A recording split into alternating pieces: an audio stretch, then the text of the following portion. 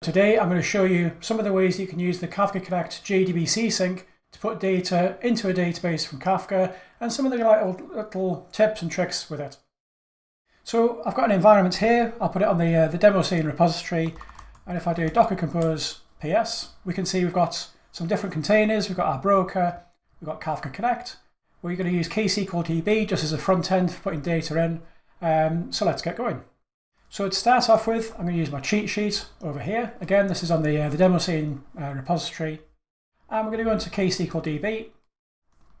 So ksqlDB just lets us interface with Kafka, create topics, populate topics, and so on. The data that I'm putting into the JDBC Sink, or through the JDBC Sink into a database, can come from any topic that you've got, although there are some caveats around the format that it needs to be in, and we'll talk about that later on. But to start off with, we're just going to create ourselves a nice, simple topic. I'm going to say create stream test01. It's got a schema, so it's got a couple of columns to it.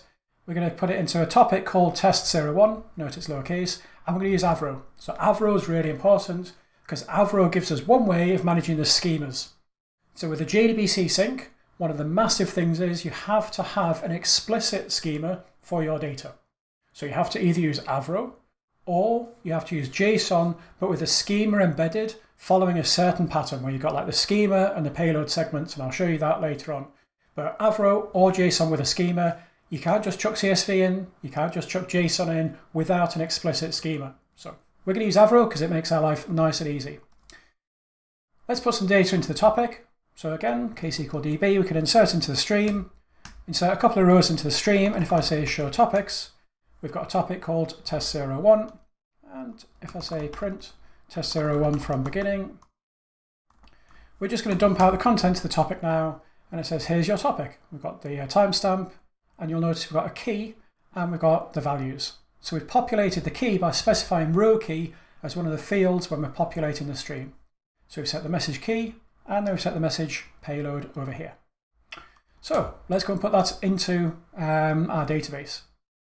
So this is going to be our configuration, which I'll walk through in a moment. So if I split my screen, and we're going to go into MySQL. Okay, so there we go. Let's launch into MySQL. So this is just MySQL 8. With the JDBC Sink connector, you can connect to any database that's got a JDBC driver. It's just inserts, updates, and so on. There's various dialects, so different databases are spotted in a different way, but if you've got a JDBC driver, it's usually going to work. And what we're going to do now is, if we go up here, create ourselves another bit of screen, and we're going to create our connector. So I could actually create this connector in ksqlDB itself. Here I'm just using the REST interface of Kafka Connect directly. It's the same thing though. So here's our Kafka Connect worker. We're passing it to the connector's endpoint with a configuration for this particular connector. So that's the name of the connector that we're going to create, Sink JDBC MySQL 01. And then here's the configuration. So we're using the JDBC Sink connector. Here's our connection URL for the MySQL database. So here's our host name, there's the port, there's the database. This is the topic that we're going to take data from, so test01. And you can use you can have different topics, you can have a regex, so you can take more than one topic and push it over to the database. And each topic will go to its own table. So we're going to end up with a table in the database called test01. That's one of the things that you can change. You can give it a pattern, and it'll you can put a prefix or a suffix on the topic name, but by default it just takes the topic name for the table name. Here's how we connect to the database. So connection, credentials, and we're saying we'd like it to create the table if it doesn't exist, and evolve the table schema if we start passing it compatible changes to that schema that will let it evolve forward. We're going to insert the rows as they come over, and we're going to take the message key that we created. So the message key we can see up here, the X and the Y. That's the value, the key of the Kafka message. We're going to take that and we're going to insert into the database. So we're taking it from the record key and we're going to put it into a field in the database called message key. So we've set that going and we can see if it's working. Just to be contrary, in ksqlDB, because it's actually easier than remembering a bunch of REST calls, show connectors, and we can see we've got one connector running. So it's running, which is a good thing. One thing which I've not talked about yet, but as well as the schemas is super important, is getting your JDBC drivers set up. So this is the thing that often catches people out. when you're using the JDBC Sink connector or the JDBC source connector, you've got to have the JDBC driver for your target or source database in the correct path. So let me show you that briefly, because it's super important. It's kind of easy to figure out how to debug, but there's like a million wrong answers or misleading answers on the internet. So what we're going to do to find out where the particular plugin resides is we're actually going to look at the logs for the container when it starts up, because it tells us all this. So we can say docker compose logs Kafka connect, and then we're going to grep it for Kafka connect JDBC, and we'll run that through more. And you can see it says up here, it's loading the plugin from this path. Okay, so this path here is where the JDBC connector resides, where the plugin resides. So we're going to copy that path onto the clipboard, and then we're going to go into the container itself. So docker exec into the Kafka connect container. We're going to run bash to get into that, and we're going to change into that folder. Okay, change directory into that folder. Within that folder, we have to have the jar for the JDBC driver. Don't put it anywhere else. Don't go and put it somewhere else and change your class path or change your plugin path or all of that kind of monkeying around that you'll see on the internet. Go to the folder where your Kafka Connect JDBC is, and we can see it in here, and put your MySQL or put your JDBC jar in that folder. So it doesn't matter kind of where it sits in folders underneath it. So like the actual Kafka Connect JDBC Sink jar is underneath lib. So ls-l lib, we can see there's our Kafka Connect JDBC driver. Kafka Connect JDBC plugin. You can see it shipped with a Postgres JDBC driver, a SQLite JDBC driver. For licensing reasons and other stuff, it doesn't ship with other ones. You have to install those yourself. So here's the MySQL one. So if we go and change into there, so change into MySQL, ls-l, and there's our jar file. So the fact it's nested doesn't matter, but the massively important thing is it sits underneath this particular path here. So this particular path here is where it picked up the plugin from. That's where your JDBC jar file has got to live. And that applies to the source connector as well as the sink connector. Anything else is just confusing. Mucking around with the class path, confusing. Mucking around with plugin path, confusing. And those things generally don't work either. Put it underneath the folder where the connector plugin is being loaded from. So that's how to fix that problem. It is fiddly, it is annoying, but it is simple enough once you know how to actually get it to work. So we've got the JDBC driver there, and if we do show connectors again, we can see that it's running, which means that if we go down to MySQL here at the bottom of the screen, show tables, okay, switch database, show tables, we've got a table called test1, select start from test01, and we've got the data come through. If I go back up to ksql and insert some more data, okay, so let's do that, and so let's specify the key. So we've got X, Y, so Z, and 3, and something silly here. So we've inserted a new message into the Kafka topic, and it looks like a kind of database because we're using SQL to do it, but ksqlDB is writing that to a Kafka topic. I can print the topic to prove it to you from beginning. This is just dumping out the contents of the topic. I could use Kafka console consumer, I could use Kafka cat. It's just a Kafka topic. It's now got 3 messages on it. And if we go back to MySQL and query the table again, you can see we've got that data there. So putting data into a Kafka topic, and we're getting data into the database. That's kind of handy. But now let's take it a step further, because you'll notice what we're doing here is we're specifying a key for each value, and that key is coming across into the table. But you don't always want to use that key to insert your rows. And let me show you what I mean by that. If I go back to ksqlDB, if we insert a new value, so the key is Z, so, and if we change this here to 4 and change that to that, if we go back to the database and select from there, you'll see that row's not come through. And that's kind of puzzling because it should have come through. We've done an insert into the Kafka topic. So what we're going to do now is we're going to go and look at the log for the worker to work out why is it not working. So docker compose logs Kafka connect, and now we've got an error. So let's make this a bit bigger, and we can see down here, okay, duplicate entry Z for this particular key.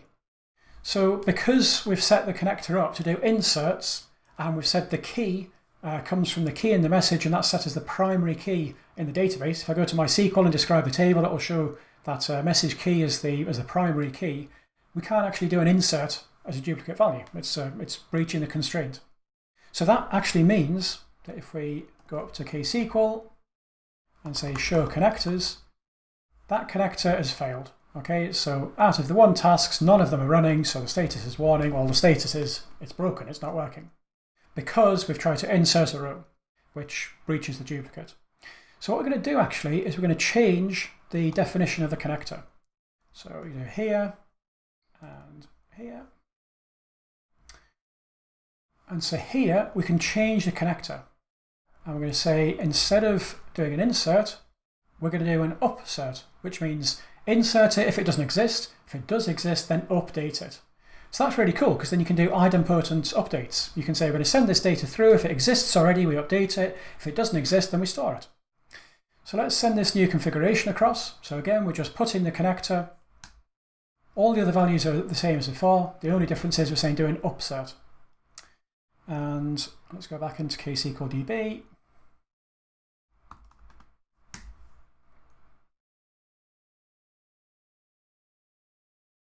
And ksqlDB, show connectors. And this time it's running. So that means if we go down to MySQL and query the table, we've now got that new row. That updated row. So here's our message key. So XYZ. Z is the one that we changed. And if we go up to ksqlDB, print test from beginning, you can see what's going on here. So in the source topic, we've got 4 different messages, and the keys are X, Y, Z, and then another value for the key of Z. And here's our values 1, 2, 3, and 4. And where Z has got the duplicate, that's what initially caused the connector to fail, because we were trying to insert a second value for this unique key of Z. And it said, well, I can't do that. It's defined as unique, and I can't do that. So we changed the connector to say we'll do an UPSERT. So if you get another value for one you got already, just update it. And that's what it's done. So instead of saying the value of 3 and PFF, we've got the value of 4 and SAD and sit on your keyboard. I want to show you a couple of other things that you can do, because it's not always as simple as this. Sometimes you want to drop fields, you want to add fields.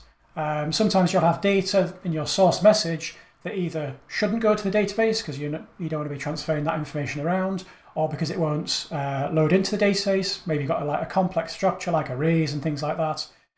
So we can work with those using single message transforms. So let me show you those. So here we've got a longer version. Again, let's put that up here. So what we're doing here, the configuration from before is the same, but we're using a couple of different transforms. We're going to drop some and we're going to add some. So we're going to drop some data. We're going to say get rid of blacklist column 2. So any values for column 2 will come through as null. And then we're going to add some data in. We're going to add in some metadata, the partition that the message came from. We're going to pass that through as a new field. And we're also going to extract the timestamp, because all Kafka messages have got timestamps. We're going to extract that out into a new field in the database called record_ts. So let's create that. And the great thing about using put is it just updates it in place. We don't need to worry about kind of like deleting it and recreating it. So we've updated that in place. And because there's no new messages to process, it's the same connector. We've just updated the configuration. It's processed those 4 messages. So if we select in the database, there's nothing changed because there's been no new messages for it to process. If we wanted it to reprocess them, we could either create a connector with a new name, or we could stop the connector, change the offset back to the beginning, and restart the connector. But now let's just put through some new data. So in ksqlDB, we're going to do some inserts. So we're going to insert, let's insert one for A. So this is a brand new row, and put some data in there. And down here, select from the database. So there's our brand new row. So column 1 has come through. Column 2 is null. Message key is A. Here's our record timestamp and the partition. You'll notice the definition has changed. And if we go to the log of the connector, and this is the kind of cool thing about using the JDBC Sink, it can actually evolve the structure. And you'll see it's done exactly that. So up here it says it's amending the table to add the missing fields. and it's done an alter table. It's going to add in this one here, it's going to add in that one there. So they've got a default value of null. So the existing columns, the existing rows, they've just got null values there. So we can actually evolve the schema in that way. So that's kind of cool. So now in the database, we've got rows that existed already. We've got new data coming through. We're dropping some information where we don't want it. We're not going to drop the information that was already there unless we actually send those messages through again. So let's do the insert. We're going to insert a value for Z and a value for X and for Y. And that's going to come through and, okay, that's interesting. So that's not got rid of it. And I guess it's not got rid of it because the value exists in the database and the single message transform has said, drop this field from the payload that's going to the database. And because we've done an UPSERT, we've said to the database, update the value, and these are the new values. And there's not a new value for column 2 because column 2 has been dropped. There's a new value for the record timestamp, and we've seen that, and that's updated. There's a new value for partition, and that's updated. But there's no new value for column 2, so it's not actually got rid of it. So we'd have to do something like, you'd have to get rid of that single message transform and force the value through like that. So there you go. These live demos don't always work out quite as they planned. So I said earlier, we were going to talk about schemas. And schemas are really important when you're working with data in Kafka almost all the time, but particularly so when you're working with relational databases, because relational databases are based on relations. They're based on schemas. So the data that you have in Kafka won't always have an explicit schema. If it's in Avro, it's got a schema. You have an Avro schema, you have values, you have a payload that's associated with it. But sometimes you just have some JSON or, heaven forbid, some CSV or TSV data. So we need a way of being able to get that data into a database or to understand the messages that we get out when we try and put some of that data into the database and it doesn't quite work out. So to show how this works, I'm going to populate these topics with some data, and we're going to do it in 3 different ways. So the first one here is we're going to use Kafka Cat to put a message onto a new topic called some JSON data, and this is just a lump of JSON. It's the kind of JSON that you would work with in any kind of program that's just spitting out JSON as its interchange format, and we can use Kafka Cat just to validate that we've got that data there. If we use it in consumer mode, it says it's not happy with that because we've not given it a topic. So let's try that again. Consumer mode, and there's the topic. So if you're not familiar with Kafka Cat, it's a very, very powerful tool for just getting data in and out. It's still not happy.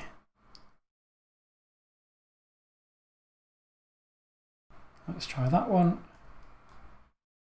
Okay, and consume from there. Okay, so we need it with the -i, because I guess we've got some input, which kind of makes sense because we're using standard in with the here doc, the EOF. So we've got data coming in. We've used it in consumer mode here to validate that we've got a message on the topic. And if I clear the screen, now I'm going to put some more data in. So we've put some plain JSON in.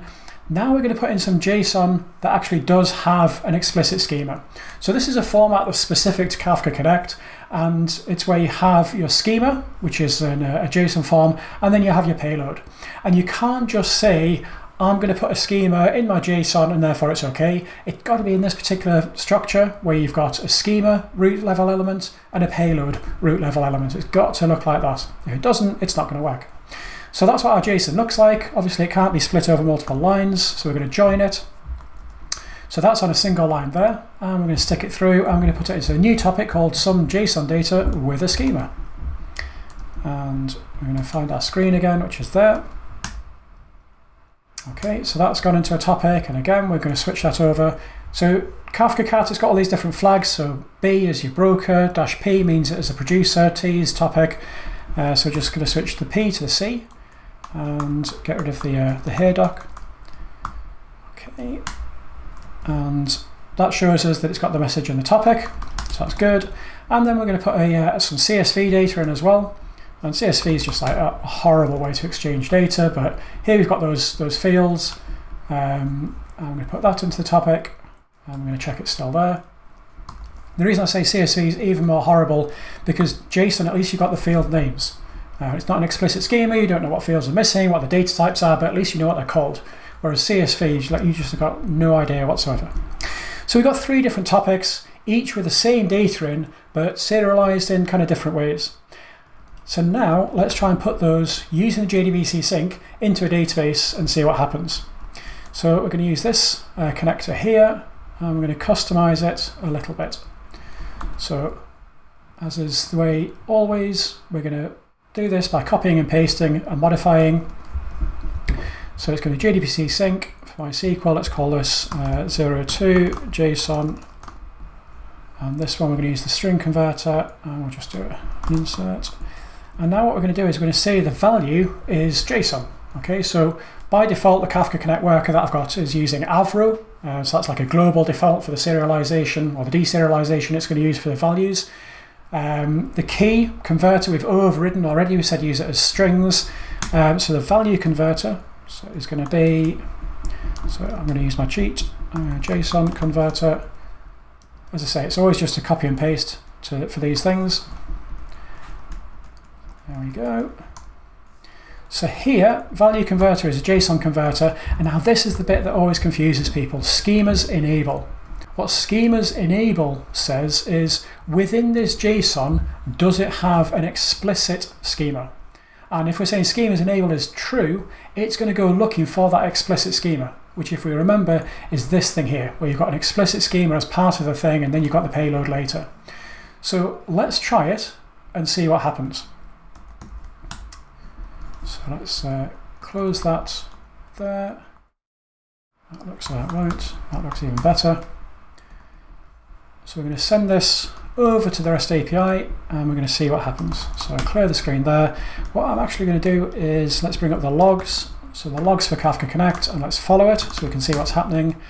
And then split the screen, and then paste our connector in. So creating our connector for 02, the topic we've not overwritten. So the topic, we don't want to pull it from there. We want to pull it from here, from some JSON data. Okay, let's do that and see what happens. So it's created the connector, and we've got an error up here. So let's bring that down here. And now, this is the one that you quite often see and kind of causes people much wailing and gnashing of teeth. Okay. Data exception, JSON converter with schemas enable requires schema and payload fields and may not contain additional fields. So this one's good, and this message has improved over time because it says if you're trying to deserialize plain JSON data, set the schema as enable to false. Okay, and it's plain JSON data that we've got because it's just this. Okay, it's just plain JSON data. It may have an implicit schema. You may eyeball it and think there's a schema there, but it doesn't have an explicitly declared schema as part of the payload. So we need to change it. So we're going to say schemas enable equals false. So let's rerun this. And this time we're going to say value converter schemas enable is false. Okay, should make sense, should work, because that's what it told us to do. But now this time it says that didn't work either. And why didn't it work? It says, well, if we page up here, we can see it says connect exception, no fields found, using the key and value schemas for this table. So this now starts to get a little bit kind of what's going on. What it's saying is, using the value schema, we didn't find any fields. And using the value schema, it didn't find any fields because there is no schema in the value. So some JSON data, it's a topic, it's got some values. We've successfully deserialized the data using the JSON converter because it's JSON, and we've said schemas enable is false because there is no explicit schema to pull out when you deserialize it using that converter. But now we've said, well, we've got the data, but there are no fields because there is no schema. And this is the thing, we have to have a schema for your data. So if you've just got JSON data with no schema, at this point, you're not stuck, but you've got to do some further work. We can use something like ksqlDB to apply a schema to the data, and we're going to see that in just a moment. But just to show that it does work, if you're using a schema built into the data, so here's some JSON data with a schema, there's our topic name. Let's change this here, so we're going to send the connector over again. This time we're going to say use this topic instead. Okay, we do that, and we're going to say schemas enable is now true because we've got a schema. So we're going to run that, and hopefully this time the connector works. And we can see here it's doing a create table, and it's creating a table with a schema of ID and artist and song, and it's got that because we have a schema in the data. We've got a schema in the data because it's got one there. And if we go over to MySQL, let's head over here into MySQL at the bottom here, show tables. We've got two tables. We've got the one from the previous example and we've got this one. And we can say select from here, and it says there is your data. It's dropped the ID. I wonder why it's dropped that. Huh. So the ID is a string. Okay, so that does actually make sense. So that was a mistake. Let me just put this into a new window here and show you what's going on. So we're going to say the document is in JSON, and then we can format it. So I'm using VS Code here, which is kind of cool for this kind of stuff. And we can say here, so this is the payload that we've sent over, and it said for the ID field, it's a string. Okay. Whereas the payload that we've sent it, we've given it ID as not a string, as an integer.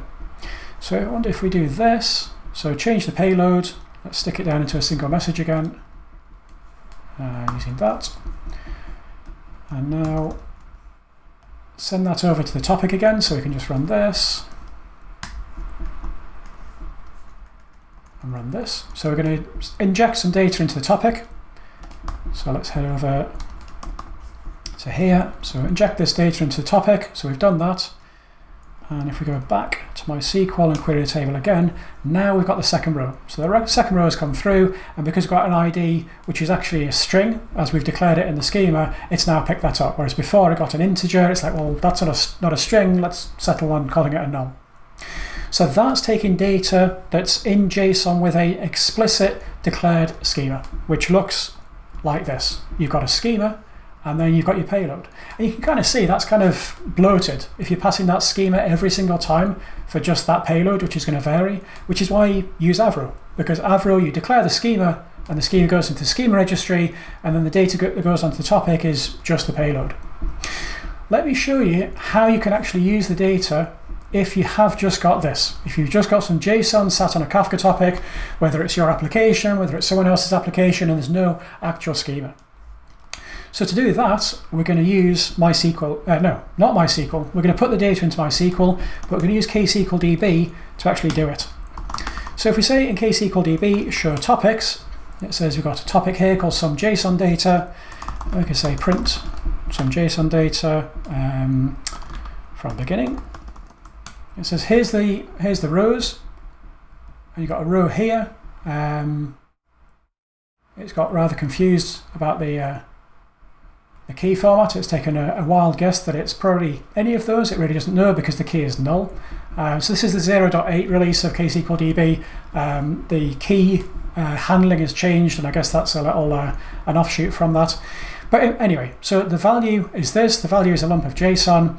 So we can actually model that as a stream. So we can say create stream some JSON, and we can declare the schema. So we say the schema is ID and it's an integer, and the artist is a varchar, and the song is a varchar,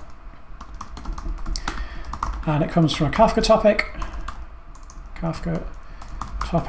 called some JSON data, and the value format is JSON.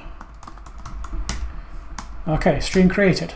So now I can say let's query everything that we've got, select everything from some JSON, emit changes.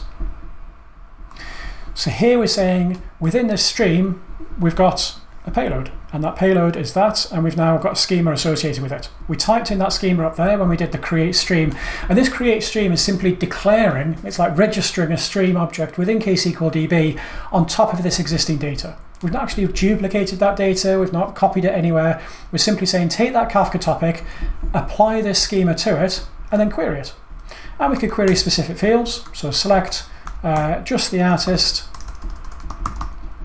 from there, and it says, well, just here's the artist field. Or you could say select artist from there, where song is like that, and it's like, well, yeah, that matches, and we've got the artist there. So it's SQL, and you can muck around with it like that. We're not actually going to do anything particularly SQL-y at the moment, because actually all we're going to do is we're going to say create stream some JSON as Avro, with value format equals avro as select star from some JSON. So we're creating a stream, and now we're actually creating and populating a new Kafka topic. We're creating a new stream, it's got a name, and it's important it's got this property here. Instead of reading it as JSON, we're saying write it as avro. And what we're going to write to it is everything from this source stream. And because streams are unbounded, and because we set the offset back to the earliest, we're reading everything that's already in the topic and everything that then arrives in the topic subsequently. So if I say show topics, we've got a new topic here, some JSON as avro. I could override the topic name if I wanted to when I created it. And we can say print some JSON as avro from beginning. And this time it says, okay, key format, yep, we still don't know about that, but the value format is avro, and the value is there. And now we can use that to send over using JDBC Sink to the database, because we've got avro, and avro has got a schema. So let's see that in action. Let's take our previous definition here and stick that there, and we're going to read data from some JSON as avro as our topic name. So we've got the JDBC Sink connector, we've got the string converter. So now the value converter I'm actually going to get rid of, because the value converter is set within my worker to avro converter. If my value converter in the connect worker was set to JSON or something else, I would overwrite it when I create the connector here. I would say create the connector and use a different converter. But because I don't need to do that, because it's set globally within the connect worker to avro. So that's a sensible default to set it to. So we can take that, let's give it a different name. That's reading avro. Take that there, and now let's paste that in there and see what happens. Okay, creating a table, create table some JSON as avro, and it looks like it's created it in the database. So let's switch back here, down here at the bottom of the screen, show tables. We've got a new table, some JSON as avro, select star from some JSON as avro, and we've got the data. So we've taken data from a JSON topic with no schema. We've used ksqlDB to declare that schema once, reserialize all of the data in the topic, both existing and that arrives new, to write it to a new Kafka topic that's serialized in avro, and then that avro topic we use the JDBC Sink to read from to write it to the database. And if I go and add some data into that topic, so let's go and over to a new screen here, let's put some new data into that topic. Okay, so as well as ID1, let's have ID2. It's going to be, I can't think of an example because I'm typing live. I'm going to put another one there. Should probably come up with something witty to put in. Okay, do that. And now we'll paste it over, and that's going to insert the data into the topic. So let's get rid of that one because we don't need it. It's not a TTY. Okay, so we put some new data onto the topic. If we go up to ksql and run that select again, so select star from some JSON, you can see we've now got the second row that's come in. So we're reading that JSON message, and because the output of select star from some JSON, if you remember, that's how we created that stream before. Create stream as select everything from here. So select everything from here has now got a new message, a new row as we saw here, and that's been written to this stream here, which should have been picked up and written to this database here, which it has. So we're inserting raw JSON, ksqlDB is taking the schema, applying to it, reserializing it as avro, writing it to an avro topic, which Kafka Connect reads from and writes it to the database. We can do exactly the same thing with the CSV topic, show topics, exact same principle. And this is a great way of doing things because you can actually declare the schema once, reserialize the data, and then everyone can benefit from that reserialized avro data without everyone having to have the schema that you then pass around. So if we print this topic here from beginning, look at what's on it. You can see you've got the different values here, so there's comma separated, it's yucky, it's horrible. Create stream, and this time we're going to create stream as some CSV. It's the same schema because it's the same payload, and this time we're going to read it from some CSV data, and the format is going to be delimited. And you can specify the delimiter. So you can say it's tab delimited, but it'll default to comma delimited. Let's query the stream to make sure it's working. Select star from some CSV, emit changes. Okay, so we've got the data there. Now let me show you something rather cool. Let's put some different data into that topic so you can actually see what's going to happen here. So let's put the CSV data. So this one is going to be ID number 3. Let's use Rick again, and it's going to be something else. So we put the data into the topic. If we go back to ksql, query it, we've got a new row, okay, ID 3. And now we're going to say insert into that new topic, that new stream that we created before. So that new stream was reserializing the existing JSON, applying the schema to it, but the schema is the same. Okay, the schema is still ID, artist, and song. Insert into here as, if we need as, select star from some CSV. So you can actually merge streams that have got the same logical schema but come from different places. So insert into here. So we've not created a new stream. We've still got a stream here, some JSON as Avro. But if I say describe extended show, some JSON as Avro, it'll say you've got two queries that write into the stream. You've got this one here, which is the create stream, reading it from the JSON, and you've got this insert query here.